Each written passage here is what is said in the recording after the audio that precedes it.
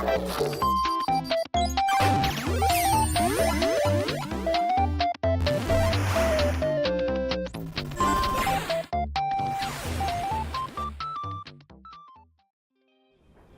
the world events are done, and all that's left after crowning all of our cup champions is to crown the world finals champion. Welcome to Note.txt episode 3. Hi everyone, Digon here alongside Stoic and Make It a Bud, and it's been a whirlwind of global SWC action as we have crowned all of the champions of all the cups. We know all 8 players that are going to the finals as we update you with the most recent events that we just had, the America's Cup and the APAC Cup. For all of our friends at home, we've got our monster highlight where we like to put a spotlight on a couple of monsters, and this one will have an America's Cup flavor to it as they are key units that Raigeki used. For the first one, let's start with Robo G92. I know you spent a lot of time memorizing that name specifically there, Make It a Bud. What makes the Win Robo so strong? Yeah, well, the Wind Robo was typically built on high speed, and Skill 2 is very consistent. So consistency makes it a very powerful unit. Skill 2 allows you to full strip an entire team, move their attack bars down, and then Skill 3, and also absorb attack bar with Skill 2. And then Skill 3 allows you to stun sequentially units over time, and then also lower the attack bar. So it's just a high impact unit that allows you to dominate the match from the beginning. We got to see that throughout all of our cup tournaments. Wind Robo expecting to see a lot of play at the World Finals. Next up, we have Carlos, the Fire Weapon Master. Now, Stoic, when we say Carlos, what comes to mind? Big damage. Big damage is exactly what comes to mind. When Carlos was drafted, he's out there because units are going to be dying, but not only units that you're going to be killing, but when units die on the field, period, Carlos will be able to get a whole turn there. Not in the moment, but he gets his attack bar filled up, and Carlos is then going to be cutting in to just deal some big damage. Once again, he deals lots of damage with first skill. First skill hits multiple times, take advantage of additional damage. And then that second skill, being able to apply branding, almost just like Dominic, but Dominic has that passive that brings a little bit more heat to the table here. But Carlos being able to take so many turns and deal so much damage is what made him extremely impactful. And finally, our final unit that we're taking a look at, it is Tomo, the Fire Omiyuji.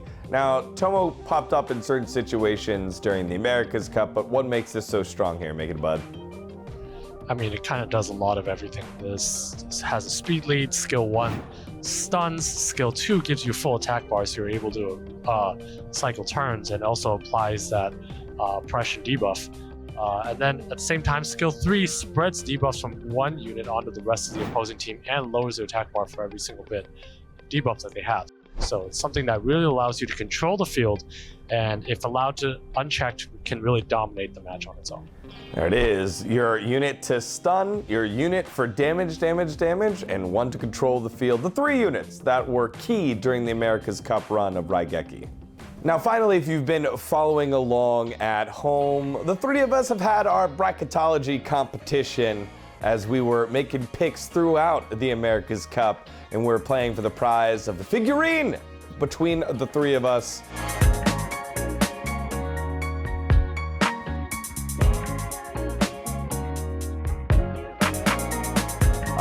I know that after the preliminaries, I started falling a little bit behind, but the America's Cup Finals was an opportunity for me to make up ground. So between the 3 of us, let's get the red envelope to see the final results. Bam! Red envelope time. Let's see who has the most points and who's our winner.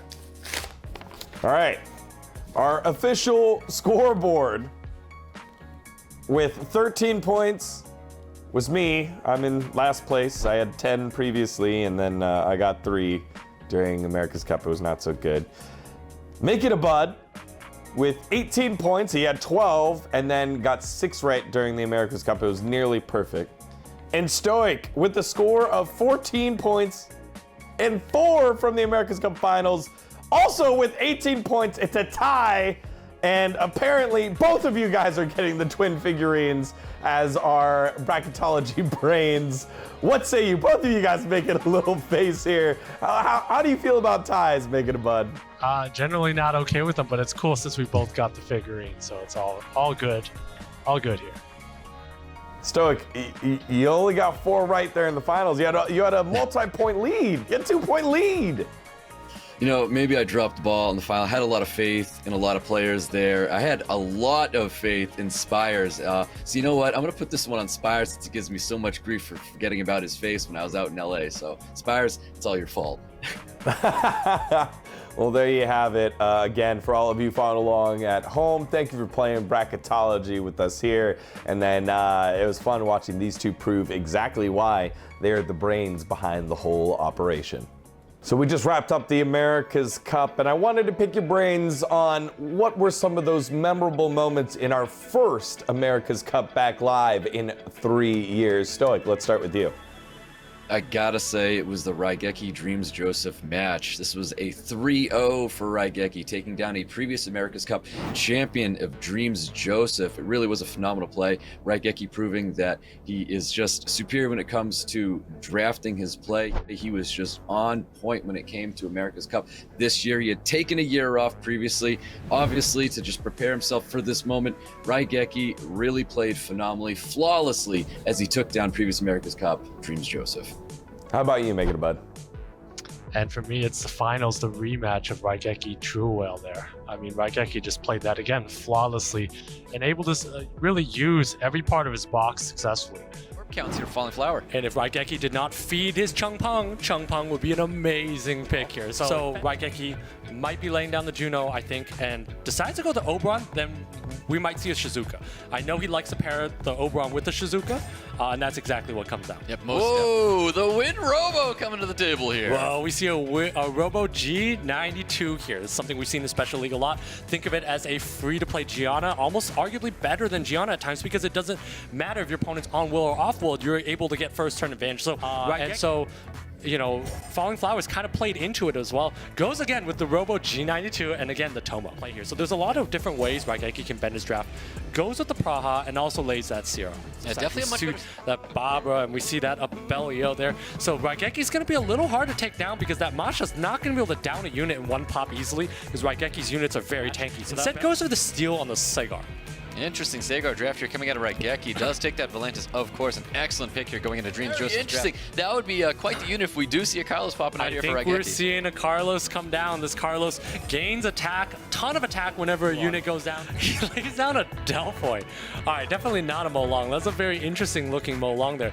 Delphoid with the ability to grant Oblivion now and then AoE immunity. So this is the first time we've seen a Delphoid in SWC, but it's a great pick here. He does lock in those 2 LD5s. Raigeki very quick to hover over this Leo and to potentially lock it in. And that Leo is pretty much a force ban because that Tableau, that Narsha, that Escher are pretty weak into that Leo. So Chuo almost has to ban this Leo. So if he's facing this Leo, Chuo has to ban the Leo, and then Raigeki in this situation is probably just going to take out the Dominic, or could even take out the Tableau and mind game him that way.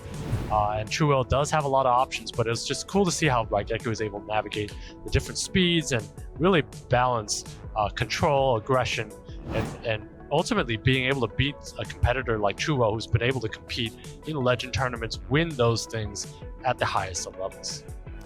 And I'll go with our last year's finals, which was our first matchup of the tournament. It was Big V and Madream D. They went all 5 sets against each other in their match, and it was a battle of the titans as these two are becoming household names in the Americas region. They were great to chat with afterwards, although neither one of them will be going to the world stage. It was a great way to open the tournament and set the tone for the rest of the matches.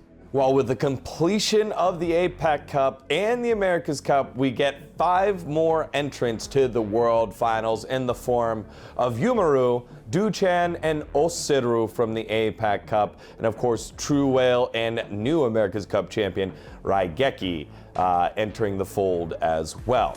With these 5 names here, gentlemen, do you see a world champion among the 5 of them?